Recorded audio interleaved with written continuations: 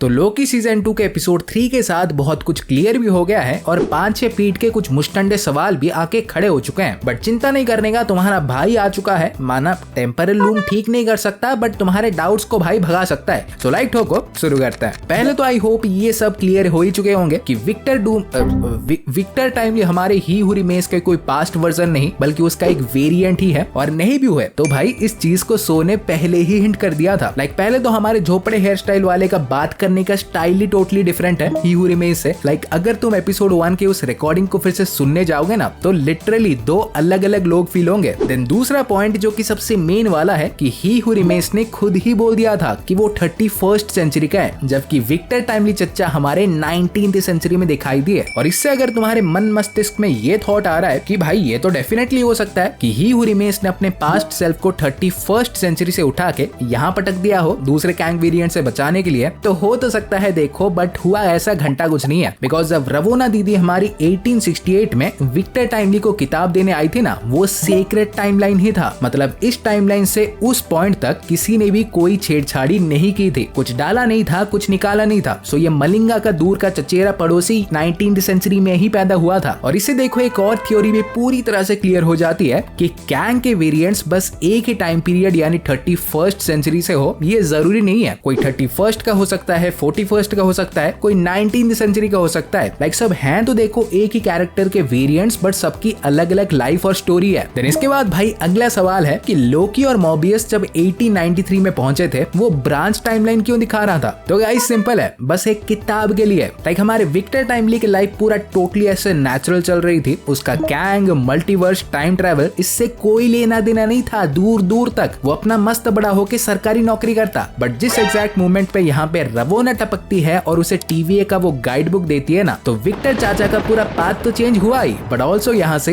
एक और branch timeline भी क्रिएट हो गया और इसी टाइमलाइन में ही हमारे लोकी और मोबियस पधारे थे। तो अगला सवाल है कि ठरकी एआई अल्ट्रॉन की स्टेप सिस्टर मिस मिनट्स है कौन? मतलब है क्या?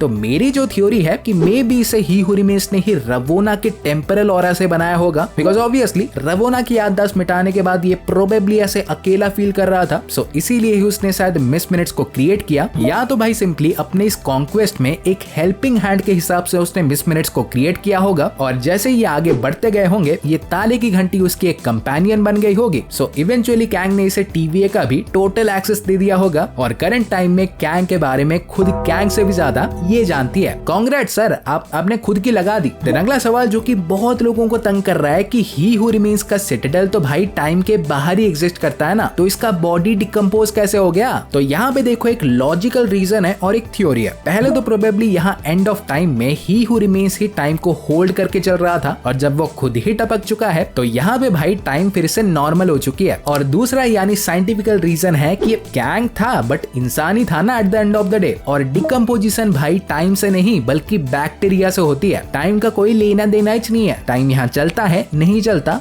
फर्क नहीं पड़ता। देन अगला सवाल है कि मिस मिनट्स यहाँ पे रवोना के किस सीक्रेट के बारे में बात कर रही थी जो कि वो सुन के गुस्सा हो जाती? तो इस वाले सवाल के घर में भी दो थ्योरीज है। लाइक पहले तो इसकी एक बहुत ही छोटी सी टाइनी सी पॉसिबिलिटी है कि रवोना एक्चुअली में कैंग की एक फीमेल वेरिएंट हो सकती है, जैसे कि लोकी सिल्वी लोकी की है। और जब पहले मल्टीवर्सल वॉर के बाद ही हू रिमेन्स को ये पता चल गया होगा कि रवोना भी उसकी एक वेरिएंट है, तो भाई साहब तो हमारे इसके प्यार में आ ही चुके थे। सो इसीलिए कैंग ने उसे ना मार के इंस्टेड उसकी मेमोरी ही वाइप कर दी और अपने आंखों के आगे रखने के लिए उसे टीवीए में भेज दिया। देन दूसरा पॉसिबिलिटी देखो ये हो सकता है कि जैसे कि हमने कैंग के रिकॉर्डिंग से सुना था ना कि मल्टीवर्सल वॉर जीतने में रवोना ने उसकी हेल्प की थी। लाइक किसको पता, प्रोबेबली इन दोनों ने ही मिलकर टीवीए को खड़ा किया होगा। बट जैसे कि हमें पता है कि कैंग चचा पार्टनरशिप में घंटा नहीं मानते। ये ऐसा बंदा है जो कि क्रिकेट खेलता है ना तो अपने नॉन स्ट्राइकर वाले को रन आउट करवा देता है क्योंकि इसे अकेले ही खेलना है। सो इसीलिए हो सकता है कि रवोना के इतना कुछ करने के बाद भी उसे अपना पार्टनर या इक्वल ना बनाने के लिए इसने उसकी मेमोरी को वाइप कर दिया होगा। और इन दोनों रीजंस में से भाई जो भी हुआ वो वहीं एंड ऑफ टाइम से वॉइड के पीठ पे बैठ के आएगी इसे धोने के लिए। तो हाँ गाइस, आज के लिए बस इतना ही था। और वीडियो पसंद आई हो तो प्लीज लाइक कर दो। और लोकी सीजन 2 को लेके अगर आपके कोई थ्योरीज या थॉट्स हैं तो डेफिनेटली बताएं। और ऐसे ही रापचिक कंटेंट पाते रहने के लिए चैनल को सब्सक्राइब कर दें। और मैं आपसे मिलूंगा अगले वीडियो में। सो गाइस तब तक बाय और टेक केयर।